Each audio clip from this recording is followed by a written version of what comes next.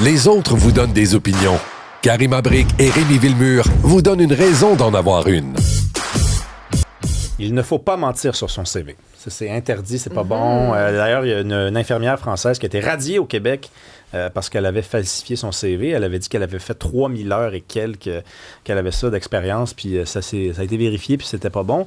Sophie Mongeon est avec nous. Bonjour. Bonjour. Avocate en droit social. T'as-tu déjà fait ça, mentir sur ton CV? Ben, non. Dis-le à la radio, là. Non, je le confirme, Okay. je n'ai jamais menti sur mon CV. Tout ce que vous voyez sur les réseaux sociaux, c'est vrai, je ne l'invente pas. Bon. Ben, écoute, tu sais, mentir, dire que tu as travaillé quelque part, puis tu n'as pas travaillé quelque part, ça, c'est vraiment épais, là. Je veux dire, ça se vérifie. Mais, tu sais, mettons, dire que quand vient le temps de décrire tes tâches, les tâches que tu avais par le passé, puis tu sais, mettre un petit peu de pep, là, ça, c'est-tu un mensonge? On appelle ça des mensonges blancs. Il faut faire attention à ce qu'il y en est là, par rapport à tout ça. Donc, tu sais, récemment, on a entendu parler justement d'un ancien commandant d'Air Canada là, qui avait inventé des heures pour pouvoir avoir une licence. Et en tout et partout, il a fait quand même 900 vols sans licence comme commandant pour Air Canada. Et on se rappelle également de François Bouguingo, là, qui avait aussi inventé plusieurs choses sur son CV. Il avait falsifié, puis il avait même fait falsifier des reportages. Là. Donc, c'est pas nouveau, disons. Et il y avait même un vice-président dans une compagnie en Alberta qui avait dit qu'il avait un MBA, puis c'était pas vraiment le cas. Et moi, ce qui me dérange de cette histoire-là, c'est qu'avant qu'on se rende compte là, qu'elle a menti sur son CV, il y a quand même eu des étapes. Là. Elle a quand même fait une demande à Immigration Canada. Là, on parle de l'infirmière. Oui, là, on revient à l'infirmière. Là. Donc, cette infirmière-là, elle arrive au Québec en janvier 2022. Donc, elle a un permis de travail. Fait que, premièrement, elle doit envoyer son CV, ses diplômes, etc. à Immigration Canada. Donc, eux, ils n'ont rien vu. Après Immigration Canada n'a rien vu. N'a rien vu. Ils font pas vraiment de recherche comme telle, à moins qu'il y ait un doute comme tel. Fait que je peux comprendre que quand il est arrivé pour faire sa demande à l'Ordre des infirmiers et infirmières, eux, ils ont comme pris pour acquis, tu sais, quand... Oui, mais en même temps, c'est pas à Immigration Canada, là, c'est-à-dire qu'eux, ils donnent un visa. Il me semble que c'est à l'employeur de vérifier. C'est pas, sinon, on va pas commencer à vérifier les CV de tout le monde non plus, là. Mais quand tu donnes un permis de travail, c'est pour travailler. Donc, faut que tu donnes... C'est pas comme un visa, c'est pas comme il y a la responsabilité de l'employeur parce que c'est lui qui fait les vérifications, qui embauche. Ensuite, c'est presque une formalité. Bien, en principe, ce que je veux dire, Karima, c'est qu'en étape, là, Immigration Canada n'a pas fait de vérification. L'Ordre des infirmiers et infirmières n'a pas fait de vérification. Donc, ça, c'est plus problématique pour moi. Là. Ben oui, moi aussi. Donc, ils se sont entendus sur une reconnaissance mutuelle là, en disant entre la France et le Québec. Donc, probablement, c'est tout. On présume de la bonne foi. On présume de bien des choses, finalement, dans cette histoire-là. Oui, absolument. Donc, là, c'est lorsqu'elle arrive au CIUS là, qu'elle pose sa candidature pour un poste d'infirmière clinicienne au CIUS de l'Estrie, qu'à ce moment-là, ils ont fait une vérification auprès des anciens employeurs. Donc, c'est seulement en mai 2023 qu'une des entreprises en France est venue dire que c'était pas vrai qu'elle avait fait tout ça, qu'il n'y avait même pas de clinique de COVID, il n'y avait pas d'urgence, etc. Donc, c'est le CIUS qui s'en est rendu compte. Donc, par la suite, évidemment, il y a eu des démarches qui ont été faites à l'Ordre et récemment, juste en 2026, là, elle vient d'avoir son permis là, révoqué comme tel. Imagine-toi, il y a combien de gens dans cette situation-là, au Québec, au Canada, là? Parce que moi, je reviens juste à Immigration Canada. Là. Je rappelle comment ça fonctionne. Là, c'est un autre cas que je donne, mais c'est juste pour dire à quel point il n'y en a pas de vérification en général là-bas. Si vous entrez comme réfugié, on vous accepte, on vous dit allez-vous-en, vous promettez, allez vous installer, on reviendra vous voir à un moment donné. Puis si vous évoquez des affaires comme moi, je fuis un pays parce que je suis homosexuel, on ne pourra jamais vraiment le vérifier. Fait qu'il y a juste il y a une culture de la non-vérification à Immigration Canada. Fait que moi, contrairement à toi, je trouve ça problématique parce que tout le monde doit faire des vérifications, à commencer par les gens qui t'accueillent, qui te disent « t'es bienvenu au pays ». Il y a des vérifications. Là, c'est parce que c'est deux affaires. Là. T'as comme si tu demandes, je ne vais pas aller trop dans les technicalités, mais si tu demandes un permis de travail versus tu arrives puis tu es réfugié, c'est une catégorie où là, on va te poser des questions quand même pour des raisons de sécurité pour le pays, là, notamment pour le Canada. Donc, je fais quand même une distinction un peu entre les deux. Là.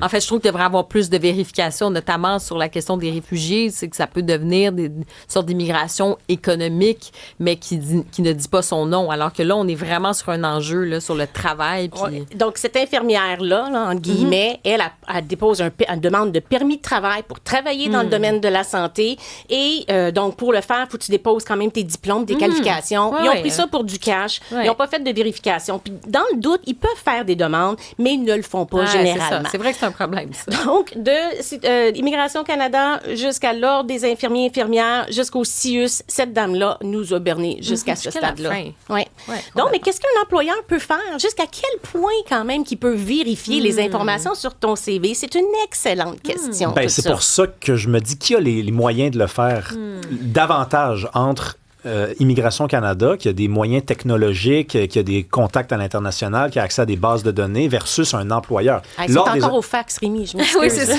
On l'a vu dans la pub. Non, mais c'est On fini est dans la la fax, pub. elle l'a dit, C'est Christine fini le Fréchette. Elle s'est faire. retournée de même, elle a regardé la caméra, elle a On dit est c'est prêt, fini. là, c'est la révolution. Hey, parle-nous de cette personne âgée qui a été congédiée, puis ça va coûter cher. Oui, bien, vous le savez, on ne peut pas faire de la discrimination basée sur l'âge, le sexe, la race, etc., surtout dans le cadre du travail. Et cette histoire-là, je suis comme mi-figue, mi-raisin, Rémi. Vous le savez, je suis pro-travailleur, le droit social, tout le kit. Mais là-dedans, là, je sais pas, peut-être que l'employeur s'est mal pris, mais en tout cas, bref, morale de l'histoire, c'est un monsieur qui travaille pour l'entreprise depuis 15 ans, donc dans un centre de camping. Il fait de la location, de la réparation de roulottes depuis 2008. À partir de 2014, l'employeur commence à lui faire signer des contrats à durée déterminée. Donc, pour une certaine période. Plusieurs employeurs pensent que c'est une façon de pouvoir dire au bout du contrat, on te reprend pas. Mais quand le contrat déterminé est repris, reconduit, c'est plus à déterminer, c'est indéterminé. Donc, lorsque ce pauvre monsieur-là, en novembre 2022, il est atteint d'un cancer, il s'absente pour l'hiver, donc il prend de l'assurance emploi maladie, vous avez le droit à 26 semaines. Quand il veut revenir au printemps 2023, le boss, il dit finalement, ben écoute, je te redonne pas ton poste. Puis il faisait quand même 150 000, là, ce monsieur-là. Il s'était bâti à travers ses 15 ans de service une liste de clientèle, là. Donc, quand il revient, l'employeur, il dit, ben écoute, je te donne pas ton poste, je vais t'offrir un poste différent, mais là, le salaire du poste différent est entre 20 et 30 000 $. Fait que qu'est-ce qu'il a fait, ce monsieur-là? Devant tout ça, il a démissionné. Puis je dis tout le temps aux gens, ne démissionnez jamais. Vous n'auriez pas de prime de séparation et vous n'aurez pas le droit à l'assurance emploi. Mais dans ce dossier-ci... C'est quoi, attendez d'être congédié, c'est ça que tu dis? Ben, tu démissionnes, c'est un autre job. Sinon, tu démissionnes pas parce que tu auras le droit à rien. Okay. À moins que ça... C'est ça, morale de l'histoire. Donc, lui, ce qui est arrivé, c'est que il a démissionné parce qu'il était tout à l'envers de ça et il a déposé des plaintes auprès des normes du travail, c'est nécessité, pratique interdite puis congédiement déguisé. L'employeur, sa défense a été, il était plus capable de le refaire, il était malade, on a présumé de ça. Puis finalement, quand tu es malade et tu reviens au travail et ton employeur te ne reprend pas ou te réintègre pas dans le poste équivalent, c'est considéré une pratique interdite. Congé de maladie, congé de maternité, paternité, etc. Fait que la juge est venue dire, écoute, le gars, ça fait 15 ans qu'il travaille pour vous. Il avait quand même des bons chiffres. Il réussissait à faire ses ventes, etc. Quand il est revenu, vous lui avez proposé un poste inférieur. C'est un congédiement déguisé. Et même s'il a démissionné, il l'a démissionné involontairement. Donc, basé sur des fausses prémices. Donc, ce n'est pas une démission volontaire. Et dans ces circonstances-là, l'employeur a été obligé de payer 110 mois de congé. Pourquoi? Parce que tu as une obligation quand tu es congédié. C'est comme là. 10 ans, ça? Donc, dans le fond, du 6 mai 2023 au 15 juin 2025. Donc, excuse-moi, c'est ça, c'est quasiment 2 ans. OK, mais oui, c'est pas je me suis 110 trompée mois. sur là. mes chiffres. mois, ça, Oui, je me suis trompée sur mes chiffres. Donc, un gros 2 ans. Mais ça a quand même valu 270 000 $.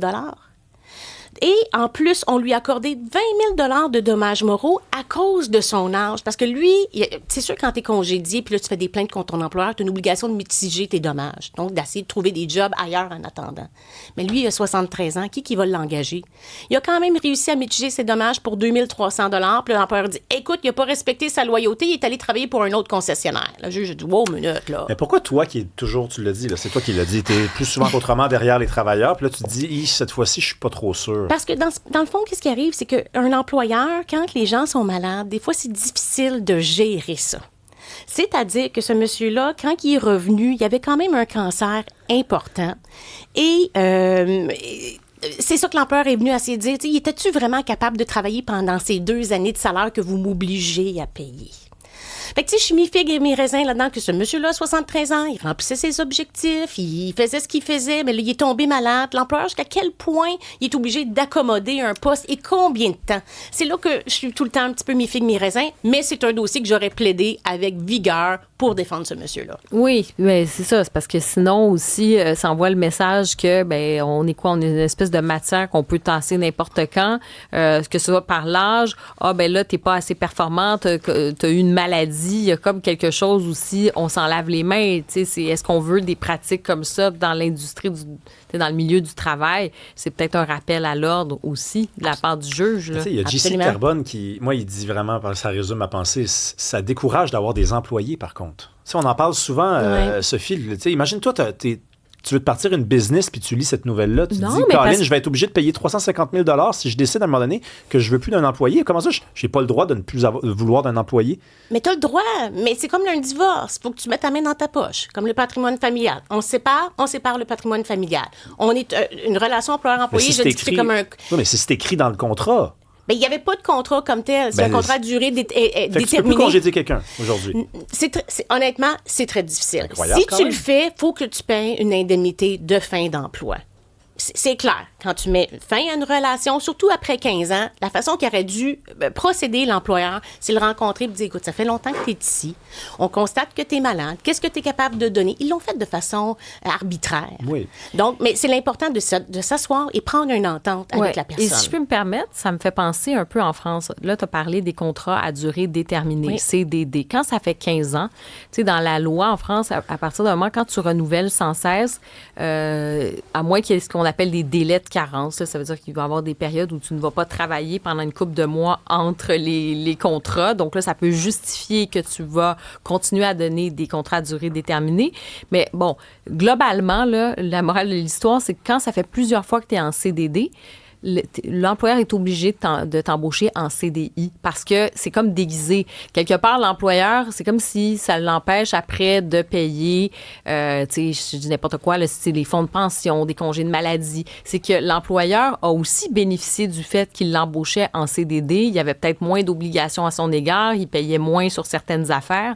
Donc, quelque part, c'est peut-être un rappel aussi que c'était aussi du CDD déguisé, là, quelque part. Mais s'il n'y a pas vraiment de distinction au Québec entre un contrat à durée déterminée ou indéterminé, ça ne fait pas vraiment de distinction. Je pense que c'est plus le travailleur qui, lui, lorsqu'on met fin à son emploi, pense que c'est un contrat à durée déterminée puis qu'il n'y a pas vraiment de droit. C'est une distinction à faire avec le travailleur autonome, par exemple. Le travailleur autonome, c'est pas pareil. Puis ça dépend aussi dans le sorte de travail. Dans le domaine artistique, on comprend plus que c'est plus du travailleur autonome. Mais quand tu travailles de nombreuses années pour la même personne, donc ça ressemble un peu à ce que tu dis, carrément, quand ça fait longtemps que tu travailles pour la même personne, es-tu vraiment un travailleur autonome?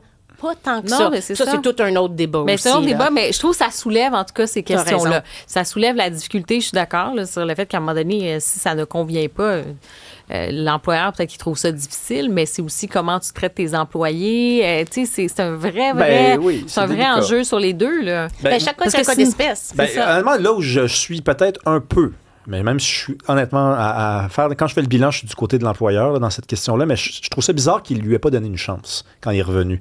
Ça, tu peux pas dire, on présume qu'il n'aurait pas été capable de délivrer les résultats. Donne-lui la chance de le faire et ensuite arrive avec des chiffres, dire, regarde, t'as vu, t'es plus ce que t'étais, tu sais. Mais je veux dire, c'est quand même... On cherche des fois des façons de comprendre pourquoi l'entrepreneuriat au Québec, c'est pas ce que c'est en Ontario, c'est pas ce que c'est en Alberta, c'est pas ce que c'est aux États-Unis. Caroline, si tu peux même plus virer quelqu'un, c'est incroyable là, quand même, là. Je veux dire, ça se peut là, que tu fasses moins d'argent, le chiffre d'affaires a baissé, la réalité n'est plus la même. Là, puis il faut quand même que tu puisses pas dire à quelqu'un c'est terminé. Oui. Mais la réalité, c'est que là, c'était pas ça. Dans la réalité, tu vois ce que c'est ça, c'est ce qui fait la spécificité de ce cas-là aussi. C'est vrai. Tu as raison de dire que c'est compliqué pour les employeurs puis les entrepreneurs. Ça, je peux entendre, mais c'est ça. C'est vraiment du cas par cas. Il faut le faire avec classe, c'est tout. Ouais. Merci, Sophie Mongeon. Merci. Bonnes vacances.